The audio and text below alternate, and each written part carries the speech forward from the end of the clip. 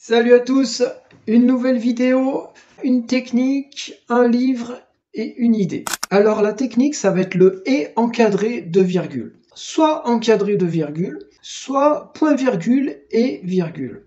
Alors j'ai vu les deux, mais franchement c'est pas la peine. Ça j'en reparlerai, mais en fait quand l'œil il se pose sur la page, il fixe pas un point quoi. On voit une zone. Et donc, quand il y a virgule et virgule, le point virgule, il est de trop, ça sert à rien. Donc on l'enlève. Tout ce qui est de trop, on enlève.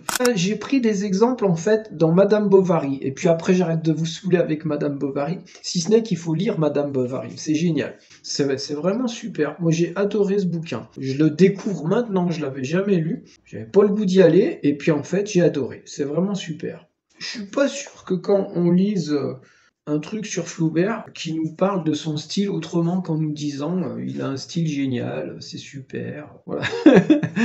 Ça veut pas dire grand chose. Alors, par contre, nous, on va décortiquer ensemble, et une de ces techniques, et alors je vous assure qu'il l'utilise vraiment, c'est ce « et » encadré de virgule. Je trouve ça super, et j'ai remarqué qu'il n'en abuse pas trop parce qu'il ne le met pas plus d'une fois par paragraphe.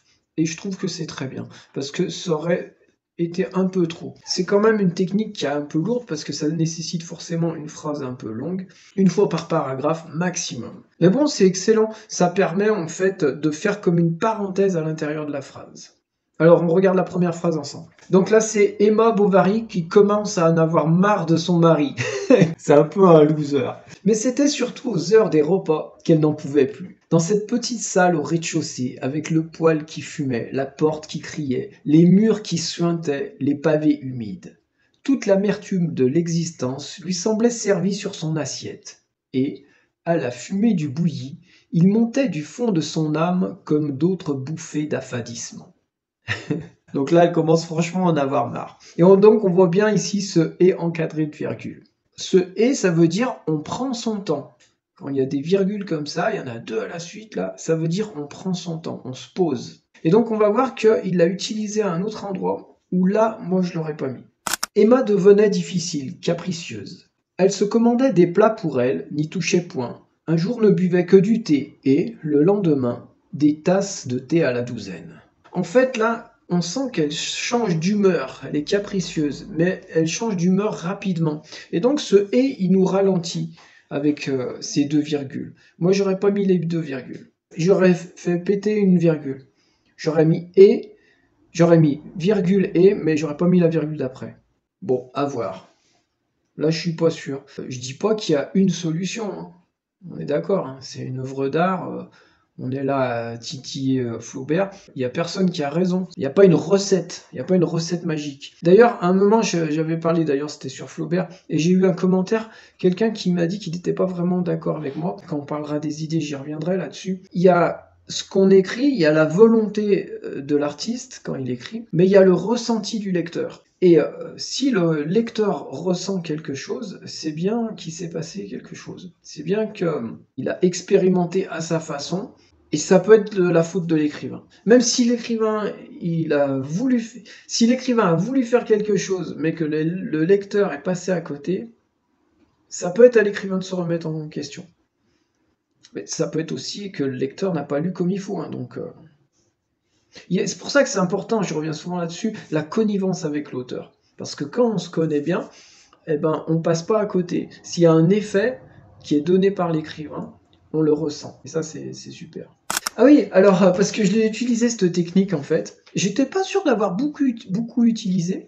Et puis, en fait, j'ai fait une recherche. J'ai pris mon roman et j'ai tapé dans la barre de recherche, virgule et virgule. Et j'ai vu que je l'avais mis plusieurs fois. Donc c'est dans L'étrange mystère de la femme sans tête. Un livre à lire absolument, à s'offrir pour Noël.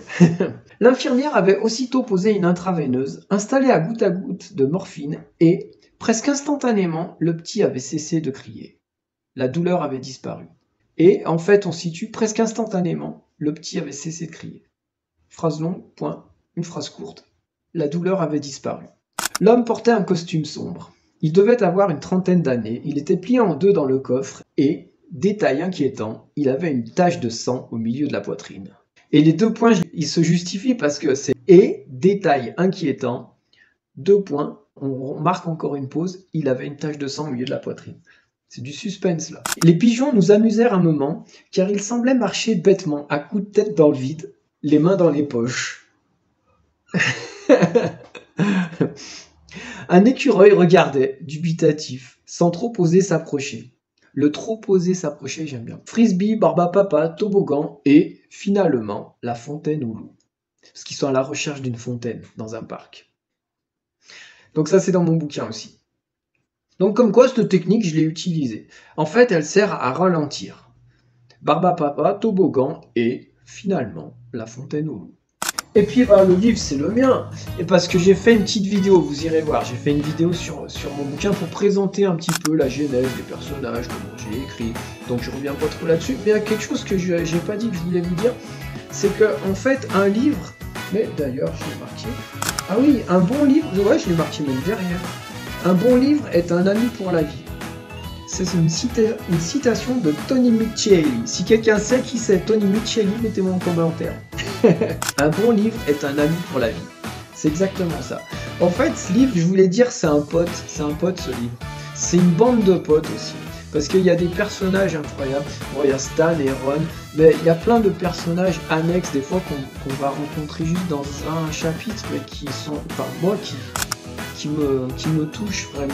Donc il y a lui bien sûr qui revient lui plusieurs fois, les Chinois c'est les méchants. Il y a Lisa évidemment, et Tony Latremble par exemple. Tony Latremble c'est un des personnages qu'on rencontre comme ça de manière assez fugace dans le roman, mais qui est particulier. Tony Latremble, excellent. Un livre c'est pas juste des pages imprimées quoi, il y a une affection particulière. Et c'est pour ça que je voulais vous parler de mon bouquin et vous dire que c'est pas un livre, c'est un pote. Quand vous aurez ce livre chez vous, vous verrez. Vraiment, je sais pas comment expliquer. Enfin bref. Alors, l'idée.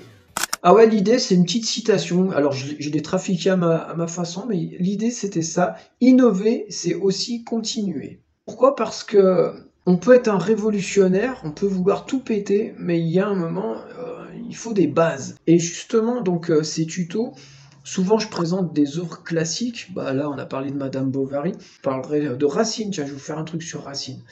Pour avoir les racines, justement. Donc, c'est bien de se plonger dans les œuvres classiques. Tiens, pour Noël, par exemple, cette année, tous les gamins, je vais tous leur offrir des bouquins. Ils vont pas les lire, mais tant pis. Si. Non, vraiment. Et puis des classiques. L'idée, c'est d'avoir un peu un socle commun, des œuvres qu'on aime bien, sur lesquelles on puisse s'appuyer pour ensuite révolutionner la littérature. Donc c'était offrir des livres. Alors ouais, Van Halen et Picasso. Pourquoi? Parce que justement, c'est des gens qui ont révolutionné leur art. Donc Van Halen à la guitare rock et Picasso au niveau de la peinture. Mais ils sont pas partis comme ça, comme des dingues, à faire n'importe quoi. Ils ont d'abord bossé la technique. Et Van Halen, par exemple, il reprenait note pour note les solos de Eric Clapton. C'était un passionné de Eric Clapton, c'était un fan, et il reprenait note pour note. Il a appris vraiment la technique académique. Et ensuite, il a révolutionné le truc. Et Picasso, pareil. Picasso, c'était d'abord, voilà, il a d'abord peint de manière assez classique, et puis ensuite, il avait la technique, il avait compris comment tout ça fonctionnait, et ensuite, il a tout bouleversé.